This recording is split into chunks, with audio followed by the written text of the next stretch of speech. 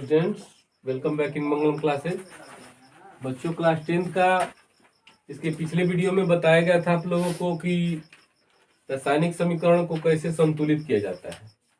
इसके बाद आज बताएंगे कि रासायनिक समीकरण से हमें क्या सूचना मिलता है, क्या सूचना प्राप्त होता है, क्या इंफॉर्मेशन हमको मिलता है। ये सारी चीज़ों को मैं आज बताने का प्रयास करूँगा।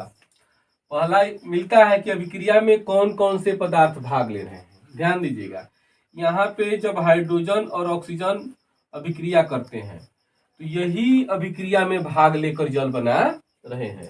तो क्या पता चलता है कि कौन कौन से पदार्थ भाग ले रहे हैं। तो कौन कौन से पदार्थ भाग ले रहे हैं? हाइड्रोजन और ऑक्सीजन। और अभिक्रिया के फलस्वरूप उत्पाद जो है वो क्या उत्पाद है? तो हाइड्रोजन और ऑक्सीजन की अभिक्रिया के बाद क्या उत्पाद बन रहा है? तो वह उत्तर होगा जल। यह एक इंफॉर्मेशन मिलता है। पहला इंफॉर्मेशन यह मिलता है कि कौन कौन से पदार्थ भाग ले रहे हैं और उनको अभिक्रिया करने के बाद क्या बनता है, यह पता चलता है। दूसरा, अभिक्रिया के क्रम सह कितने परमाणु या अणु या मोल अभिक्रिया करके उत्पाद के कितने परमाणु या अणु या मोल बनाते हैं। यह भी पता चलता है कि कितने परमाणु। तो समझिएगा, यहाँ पे परमाणु की जब बात आएगी तो यहाँ पे बताया गया होगा कि हाइड्रोजन के 4 परमाणु, 2 2 जा 4। तो हाइड्रोजन के कितने परमाणु हुए? 4 परमाणु। अणु का बात आएगा तो केवल 2 अणु, और मोल का भी बात आएगा तो केवल 2 मोल। समझिएगा, इस छोटी छोटी चीज को समझना है। हाइड्रोजन के 4 परमाणु कहिए या हाइड्रोजन के 2 अणु कहिए, बात एक ही है, या 2 मोल, ये हुआ। अब ऑक्सीजन के 2 परमाणु या ऑक्सीजन के 1 अणु या 1 मोल। ध्यान दीजिएगा, यही होगा। ऑक्सीजन के 2 परमाणु या 1 अणु या 1 मोल अभिक्रिया में भाग लेके क्या बनाते हैं? जल के 2 अणु बनाते हैं। जल के क्या बनाते हैं? 2 अणु बनाते हैं, जो जल के 2 अणु या 2 मोल। तो ये सारा इंफॉर्मेशन इसमें ही छिपा हुआ है, यह हमें प्राप्त होता है। और 3 नंबर कहता है कि आयतन के विचार से 2 आयतन हाइड्रोजन, कितना आयतन? 2 आयतन हाइड्रोजन, और ऑक्सीजन कितना आयतन? 1 आयतन। तो आयतन के विचार से हाइड्रोजन 2 और ऑक्सीजन 1, क्योंकि एक आगे 1 छिपा है। और जल के 2 आयतन का निर्माण है। जल के कितने आयतन का निर्माण हुआ? यानी आयतन का भी पता चलता है। और नंबर 4 क्या है कि अभिक्रिया के फलस्वरूप यदि गैस बनता है तो उसका आयतन एसटीपी पर 22.4 लीटर प्रति मोल होता है, जैसे कि पीछे क्लास में बताया गया है। तो भार के विचार से हाइड्रोजन के 4 ग्राम और ऑक्सीजन के 32 ग्राम, यानी 1:1:8, 4:32, यानी ये 1:8 के रेशियो में रिएक्शन करता है। ये पीछे क्लास में 9th में बताया गया है। तो इन चारों सूचनाओं, 4 इंफॉर्मेशन हमें प्राप्त होता है यदि हम रासायनिक समीकरण बनाते हैं। अब आगे चलते हैं। एसटीपी का फुल फॉर्म होता है स्टैंडर्ड टेम्परेचर प्रेशर, सामान्य ताप दाब। तो समझिएगा क्या कह रहा है लाइन। अभिक्रिया के फलस्वरूप यदि गैस बनता है, चाहे हाइड्रोजन हो, चाहे ऑक्सीजन, चाहे नाइट्रोजन हो, कुछ भी हो, यदि गैस बनता है और उसका आयतन 22.4 लीटर आता है, तो उसका अर्थ हुआ कि उतने लीटर आयतन में 1 मोल अणु का निर्माण होगा। चलिए बच्चों, चलते हैं कि रासायनिक समीकरण लिखते समय हमें किन किन बातों को ध्यान में रखेंगे तो वह रासायनिक समीकरण और ज्यादा इंफॉर्मेटिव हो जाता है। तो और ज्यादा इंफॉर्मेटिव करने के लिए रासायनिक समीकरण को अधिक सूचनापूर्ण, अधिक ज्ञानप्रद बनाने के लिए अभिकारकों एवं उत्पादों के रासायनिक सूत्र के साथ उनकी भौतिक अवस्था को भी मेंशन करना होता है कि भाई उसका भौतिक अवस्था ठोस है कि द्रव है कि गैस है, तो उसको भी मेंशन करना जरूरी है। और सांद्रता, उसकी सांद्रता कैसा है, इसको भी मेंशन करना होता है। और छेप का निर्माण हो रहा है तो उसको भी मेंशन करना होता है। तो इन सभी को हम रासायनिक समीकरण में व्यक्त कर देंगे ताकि दूसरे को आसानी से पता चल जाए कि रासायनिक समीकरण में क्या हुआ है। तो चलिए, भौतिक अवस्था यदि ठोस है, सॉलिड है, द्रव है, गैस है और जलीय घोल को क्रमशः, ध्यान दीजिएगा बच्चों, यदि ठोस रहता है तो शॉर्ट में एस लिख देते हैं, द्रव रहता है तो शॉर्ट में L, S for solid, L for liquid, और गैस रहता है तो शॉर्ट में जी लिख देते हैं, और यदि जलीय घोल रहता है तो शॉर्ट में एक्यू लिख देते हैं ताकि वह और ज्यादा से ज्यादा इंफॉर्मेटिव हो जाए। जैसे इसमें दिखाया गया है कि देखिए लोहा यहाँ पर सॉलिड है तो बगल में छोटा सा एस लिख दिया गया है। अब यहाँ पे देखिएगा H2O ये जल है तो यहाँ पे एल लिखा जाएगा, और ई यहाँ पे सॉलिड की अवस्था में है, ठोस की अवस्था में तो एस लिखेंगे, और ये गैस है तो जी लिखा गया है। ठीक है, आगे और भी बताया जाएगा। H2O का अर्थ है जल, तो जल को हम कहां से सूचित करते हैं? एल से। क्या से? एल से, तो यहाँ पे लिखेंगे एल। और जल का उपयोग भाप के रूप में भी किया जाता है तो भाप को भी हम लिखते हैं।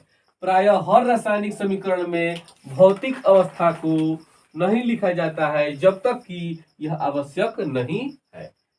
आगे, सांद्रता को रासायनिक सूत्र के पहले कहीं कहीं मिलेगा हिंदी में तनु लिखा और इंग्लिश में डिल लिखा, हिंदी में सांद्र लिखा और इंग्लिश में CONC लिखकर दर्शाया जाता है।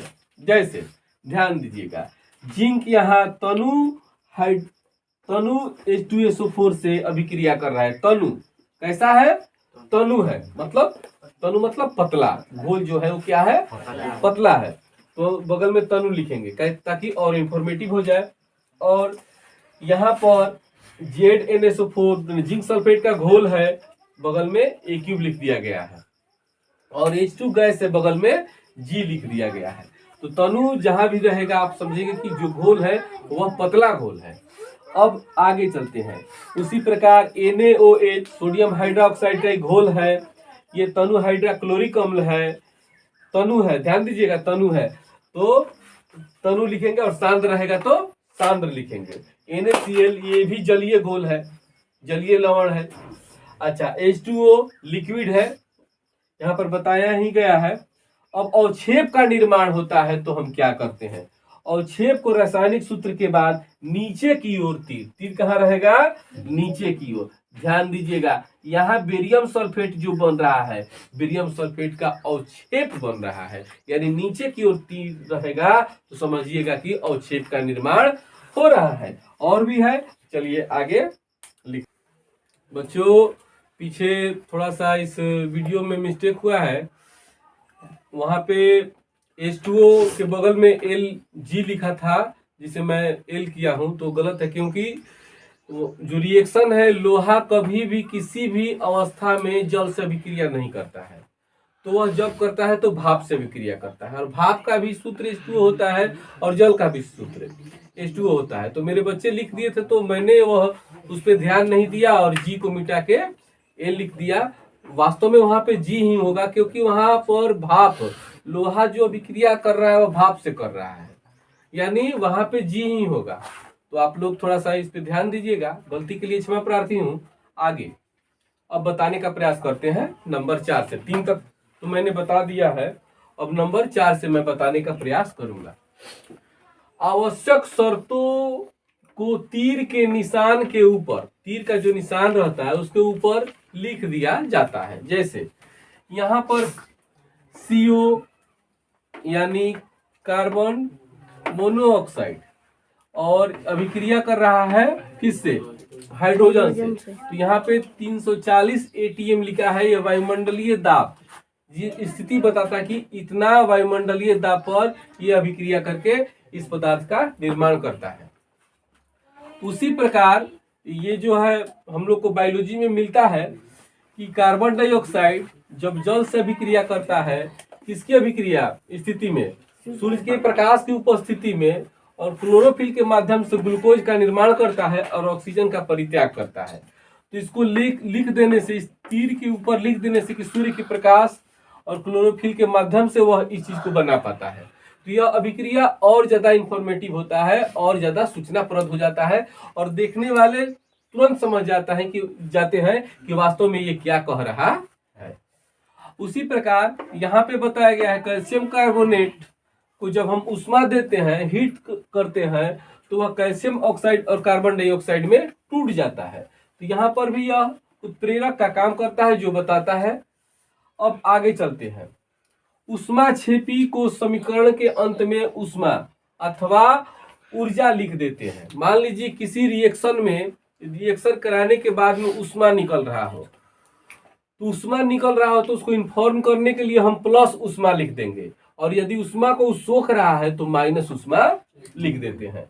तो और ज्यादा वह रिएक्शन, वह रासायनिक समीकरण और ज्यादा इंफॉर्मेटिव हो जाता है। जैसे कार्बन जब ऑक्सीजन से अभिक्रिया करता है तो कार्बन डाइऑक्साइड गैस बनता है और ऊष्मा का उत्सर्जन होता है, वहां से ऊष्मा निकलता है, तो प्लस ऊष्मा लगा देते हैं। इससे पता चलता है कि यह जो अभिक्रिया है यह ऊष्माक्षेपी अभिक्रिया है। क्यों? क्योंकि यह ऊष्मा को प्रदान कर रहा है। ठीक उसी प्रकार नाइट्रोजन ऑक्सीजन से अभिक्रिया करता है तो ऊष्मा शोषी है, वहां पर ऊष्मा को सोखता है, तो वहां पर माइनस ऊष्मा या माइनस ऊर्जा का चिन्ह हम लगा देते हैं। तो ऐसा करने से हम देखते हैं कि हमारा रासायनिक समीकरण जो होता है वो और ज्यादा इंफॉर्मेटिव हो जाता है। अब उत्क्रमणीय अभिक्रिया को हम समझेंगे इस चिन्ह के द्वारा। उत्क्रमणीय अभिक्रिया है क्या? तो मान लीजिए CaCO3 यानी कैल्शियम कार्बोनेट को जब हम गर्म करते हैं तो ये कैल्शियम ऑक्साइड और कार्बन डाइऑक्साइड में टूट जाता है, और फिर जब इसको ठंडा करेंगे तो फिर ये बन जाएगा। यह इसका मतलब का कि वैसी अभिक्रिया जो फिर से पुनः पहले वाली अवस्था को प्राप्त कर ले, तो वैसी अभिक्रिया उत्क्रमणीयता अभिक्रिया कहलाती है। तो ये है उत्क्रमणीय का चिन्ह, जिससे पता चलता है कि इसके टूटने के बाद यदि ये बनता है तो इसको संयोजन होने पर भी फिर ये इसका निर्माण हो जाएगा। उसी प्रकार इसका भी होगा। जैसे कि N2 और O2 जब आपस में रिएक्शन करते हैं तो नाइट्रोजन ऑक्साइड बनाते हैं और फिर ये संयोजित होकर फिर यहाँ से ये इस पहले वाली अवस्था को भी प्राप्त कर लेंगे। तो मेरा कहने का मतलब है कि यदि हम केवल सूत्र को ही लिख दे तो हमको यह नहीं पता चलेगा कि कौन सा पदार्थ ठोस है कि द्रव है कि गैस है। इसलिए उसको बगल में S, L, G इत्यादि जो बताया गया है वह लिखना होता है। यदि केवल हम ऐसे ही लिख दे तो हमें यह नहीं पता चलेगा कि वह अभिक्रिया में अवक्षेप का निर्माण हो रहा है कि नहीं हो रहा है, तो उसे हम तीर नीचे की ओर देते हैं। यदि हम प्लस ऊष्मा लिख देते हैं तो पता चलता है कि नहीं, ऊष्मा क्षेपी अभिक्रिया है। माइनस ऊष्मा लिख देते हैं तो पता चलता है कि ऊष्मा शोषी अभिक्रिया है। तो यदि हम रासायनिक समीकरण लिखते हैं तो इन सारी चीजों को ध्यान में रख के और लिखने का प्रयास करेंगे। तो बच्चों, लगता है यह चैनल हमारे लिए लाभप्रद है, शिक्षाप्रद है, तो आप इसे लाइक करें, सब्सक्राइब करें और अपने फ्रेंड में भी शेयर करें। Thank you for watching. Hello students, welcome back in Mangalam classes. बच्चों, क्लास 10th का इसके पिछले वीडियो में बताया गया था आप लोगों को कि रासायनिक समीकरण को कैसे संतुलित किया जाता है। इसके बाद आज बताएंगे कि रासायनिक समीकरण से हमें क्या सूचना मिलता है, क्या सूचना प्राप्त होता है, क्या इंफॉर्मेशन हमको मिलता है। ये सारी चीजों को मैं आज बताने का प्रयास करूंगा। पहला मिलता है कि अभिक्रिया में कौन कौन से पदार्थ भाग ले रहे हैं। ध्यान दीजिएगा, यहाँ पे जब हाइड्रोजन और ऑक्सीजन अभिक्रिया करते हैं तो यही अभिक्रिया में भाग लेकर जल बना रहे हैं। तो क्या पता चलता है कि कौन कौन से पदार्थ भाग ले रहे हैं। तो कौन कौन से पदार्थ भाग ले रहे हैं? हाइड्रोजन और ऑक्सीजन। और अभिक्रिया के फलस्वरूप उत्पाद जो है वो क्या उत्पाद है? तो हाइड्रोजन और ऑक्सीजन की अभिक्रिया के बाद क्या उत्पाद बन रहा है? तो वह उत्तर होगा जल। यह एक इंफॉर्मेशन मिलता है। पहला इंफॉर्मेशन यह मिलता है कि कौन कौन से पदार्थ भाग ले रहे हैं और उनको अभिक्रिया करने के बाद क्या बनता है, यह पता चलता है।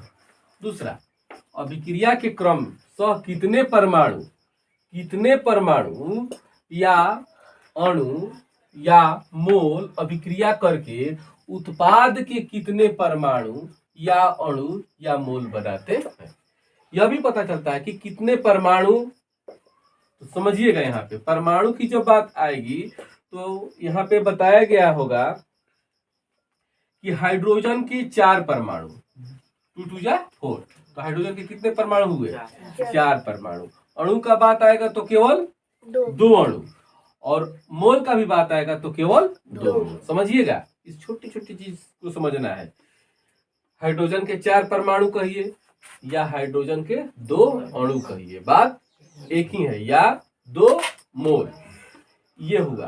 अब ऑक्सीजन के 2 परमाणु या ऑक्सीजन के 1 अणु या 1 मोल, ध्यान दीजिएगा, यही होगा। ऑक्सीजन के 2 परमाणु या 1 अणु या 1 मोल अभिक्रिया में भाग लेके क्या बनाते हैं? जल के 2 अणु बनाते हैं। जल के क्या बनाते हैं? 2 अणु बनाते हैं, जो जल के 2 अणु या 2 मोल। तो ये सारा इंफॉर्मेशन इसमें ही छिपा हुआ है, यह हमें प्राप्त होता है। और 3 नंबर कहता है कि आयतन के विचार से 2 आयतन हाइड्रोजन, कितना आयतन? 2 आयतन हाइड्रोजन, और ऑक्सीजन कितना आयतन? 1 आयतन। तो आयतन के विचार से हाइड्रोजन 2 और ऑक्सीजन 1, क्योंकि एक आगे 1 छिपा है। और जल के 2 आयतन का निर्माण है। जल के कितने आयतन का निर्माण हुआ? यानी आयतन का भी पता चलता है। और नंबर 4 क्या है कि अभिक्रिया के फलस्वरूप यदि गैस बनता है तो उसका आयतन एसटीपी पर 22.4 लीटर प्रति मोल होता है, जैसे कि पीछे क्लास में बताया गया है। तो भार के विचार से हाइड्रोजन के 4 ग्राम और ऑक्सीजन के 32 ग्राम, यानी 1:1:8, 4:32, यानी ये 1:8 के रेशियो में रिएक्शन करता है। ये पीछे क्लास में 9th में बताया गया है। तो इन चारों सूचनाओं, 4 इंफॉर्मेशन हमें प्राप्त होता है यदि हम रासायनिक समीकरण बनाते हैं। अब आगे चलते हैं। एसटीपी, एसटीपी का फुल फॉर्म होता है स्टैंडर्ड टेम्परेचर प्रेशर, सामान्य ताप दाब। तो समझिएगा क्या कह रहा है लाइन, अभिक्रिया के फलस्वरूप यदि गैस बनता है, चाहे हाइड्रोजन हो, चाहे ऑक्सीजन, चाहे नाइट्रोजन हो, कुछ भी हो, यदि गैस बनता है और उसका आयतन 22.4 लीटर आता है, तो उसका अर्थ हुआ कि उतने लीटर आयतन में 1 मोल अणु का निर्माण होगा। चलिए बच्चों, चलते हैं कि रासायनिक समीकरण लिखते समय हमें किन किन बातों को ध्यान में रखेंगे तो वह रासायनिक समीकरण और ज्यादा इंफॉर्मेटिव हो जाता है। तो और ज्यादा इंफॉर्मेटिव करने के लिए रासायनिक समीकरण को अधिक सूचनापूर्ण, अधिक ज्ञानप्रद बनाने के लिए अभिकारकों एवं उत्पादों के रासायनिक सूत्र के साथ उनकी भौतिक अवस्था को भी मेंशन करना होता है कि भाई उसका भौतिक अवस्था ठोस है कि द्रव है कि गैस है, तो उसको भी मेंशन करना जरूरी है।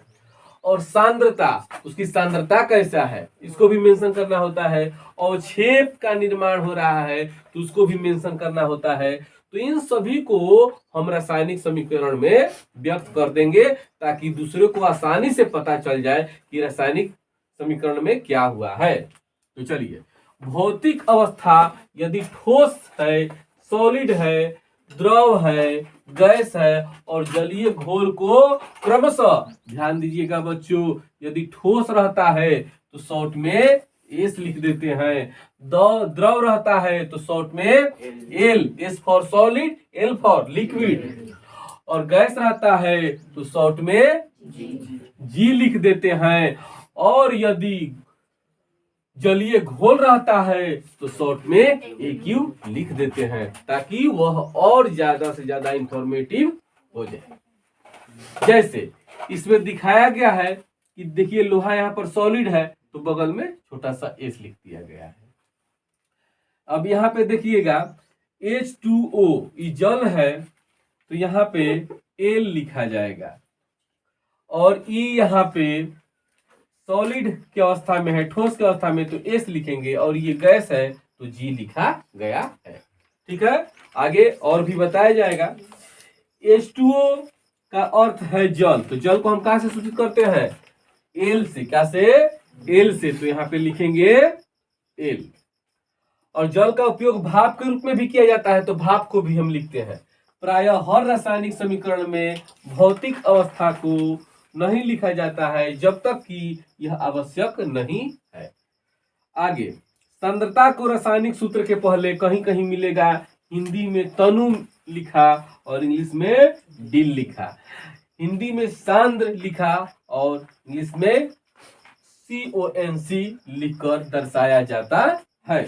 जैसे ध्यान दीजिएगा, जिंक यहाँ तनु H2SO4 से अभिक्रिया कर रहा है। तनु कैसा है? तनु है, मतलब तनु मतलब पतला, घोल जो है वो क्या है? पतला है, तो बगल में तनु लिखेंगे ताकि और इंफॉर्मेटिव हो जाए। और यहाँ पर ZnSO4 जिंक सल्फेट का घोल है, बगल में A³ लिख दिया गया है और H2 गैस है, बगल में G लिख दिया गया है। तो तनु जहां भी रहेगा आप समझेंगे कि जो घोल है वह पतला घोल है। अब आगे चलते हैं। उसी प्रकार NaOH सोडियम हाइड्रोक्साइड का एक घोल है, ये तनु हाइड्रोक्लोरिक अम्ल है, तनु है, ध्यान दीजिएगा तनु है, तो तनु लिखेंगे और सांद्र रहेगा तो सांद्र लिखेंगे। NaCl ये भी जलीय घोल है, जलीय लवण है। अच्छा, H2O लिक्विड है, यहाँ पर बताया ही गया है। अब अवक्षेप का निर्माण होता है तो हम क्या करते हैं? अवक्षेप को रासायनिक सूत्र के बाद नीचे की ओर तीर कहाँ रहेगा? नीचे की ओर। ध्यान दीजिएगा, यहाँ बेरियम सल्फेट जो बन रहा है, बेरियम सल्फेट का अवक्षेप बन रहा है, यानी नीचे की ओर तीर रहेगा तो समझिएगा कि अवक्षेप का निर्माण हो रहा है। और भी है, चलिए आगे लिख। बच्चों पीछे थोड़ा सा इस वीडियो में मिस्टेक हुआ है, वहां पे H2O के बगल में Lg लिखा था जिसे मैं L किया हूं, तो गलत है, क्योंकि जो रिएक्शन है लोहा कभी भी किसी भी अवस्था में जल से अभिक्रिया नहीं करता है, तो वह जब करता है तो भाप से अभिक्रिया करता है, और भाप का भी सूत्र H2O होता है और जल का भी सूत्र H2O होता है। तो मेरे बच्चे लिख दिए थे तो मैंने वह उस पर ध्यान नहीं दिया और G को मिटा के L लिख दिया। वास्तव में वहां पे G ही होगा, क्योंकि वहां पर भाप, लोहा जो अभिक्रिया कर रहा है वह भाप से कर रहा है, यानी वहां पे G ही होगा। तो आप लोग थोड़ा सा इस पे ध्यान दीजिएगा, गलती के लिए क्षमा प्रार्थी हूँ। आगे अब बताने का प्रयास करते हैं नंबर 4 से 3 तक तो मैंने बता दिया है, अब नंबर 4 से मैं बताने का प्रयास करूंगा। आवश्यक शर्तों को तीर के निशान के ऊपर, तीर का जो निशान रहता है उसके ऊपर लिख दिया जाता है। जैसे यहाँ पर CO यानी कार्बन मोनोऑक्साइड और अभिक्रिया कर रहा है किससे? हाइड्रोजन से। तो यहाँ पे 340 ATM लिखा है, यह वायुमंडलीय दाब स्थिति बताता है कि इतना वायुमंडलीय दाब पर यह अभिक्रिया करके इस पदार्थ का निर्माण करता है। उसी प्रकार ये जो है हम लोग को बायोलॉजी में मिलता है कि कार्बन डाइऑक्साइड जब जल से अभिक्रिया करता है, किसकी अभिक्रिया स्थिति में?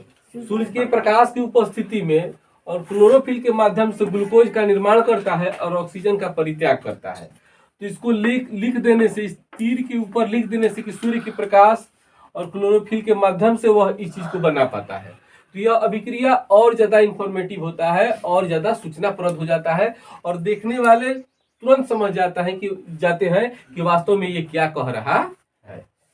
उसी प्रकार यहाँ पे बताया गया है कैल्शियम कार्बोनेट को जब हम उष्मा देते हैं, हीट करते हैं, तो वह कैल्शियम ऑक्साइड और कार्बन डाइऑक्साइड में टूट जाता है। तो यहाँ पर भी यह उत्प्रेरक का काम करता है जो बताता है। अब आगे चलते हैं। ऊष्माक्षेपी को समीकरण के अंत में ऊष्मा अथवा ऊर्जा लिख देते हैं। मान लीजिए किसी रिएक्शन में, रिएक्शन कराने के बाद में ऊष्मा निकल रहा हो, तो ऊष्मा निकल रहा हो तो उसको इन्फॉर्म करने के लिए हम प्लस ऊष्मा लिख देंगे, और यदि ऊष्मा को सोख रहा है तो माइनस ऊष्मा लिख देते हैं।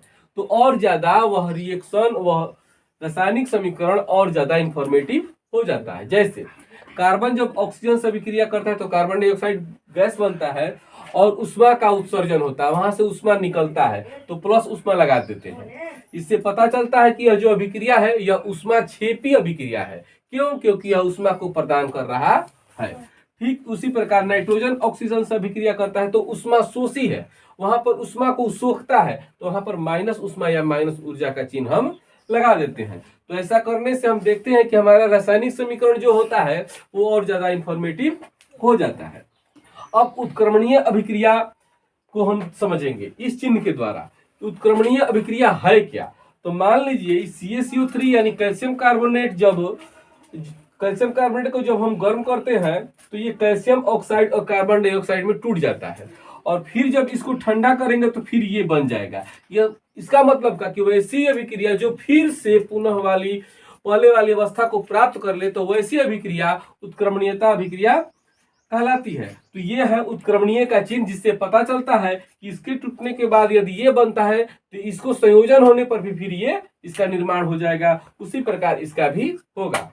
जैसे कि N2 और O2 जब आपस में रिएक्शन करते हैं तो नाइट्रोजन ऑक्साइड बनाते हैं, और फिर ये संयोजित होकर फिर यहाँ से ये इस पहले वाली अवस्था को भी प्राप्त कर लेंगे।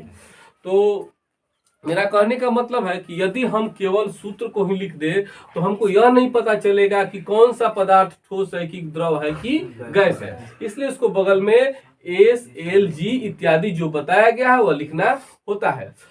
यदि केवल हम ऐसे ही लिख दे तो हमें यह नहीं पता चलेगा कि वह अभिक्रिया में अवक्षेप का निर्माण हो रहा है कि नहीं हो रहा है। तो उसे हम तीर नीचे की ओर देते हैं।